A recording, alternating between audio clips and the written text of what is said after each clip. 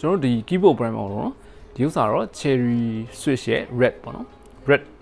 switch အပိုင်းပေါ့နော်နောက်တစ်ခုကတော့ဒါကတော့ brown ပါ brown ကပြောမှဆိုရင် red ထက်နည်းနည်းလေးတော့မာမယ်ပေါ့နော်ကိုနှိပ်ရတဲ့ဥစ္စာလေးကဒါပေမဲ့တိတ်နှစ်ခုကတော့တိတ်ပြီးတော့မကောင်းဘူးပေါ့နော်ကျွန်တော်တို့ဒီ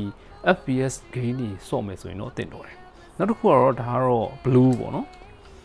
blue keyboard ကကြတော့တော်တော်များများလဲကြိုက်ကြပါတယ်ဒီလိုမျိုးရဲ့အတန်ပိုင်းကိုပေါ့နော်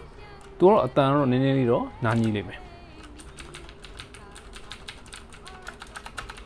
သူကဒီနှစ်ခုတည်းပို့ပြီးတော့နည်းနည်းလေးမာမယ်ပြောမှဆိုတော့ကိုကဒီ keyboard ခလုံးနှိပ်နေရတဲ့ပုံစံ feeling ကိုပေါ့နော်ပို့ပြီးတော့ရမယ်ပေါ့နော်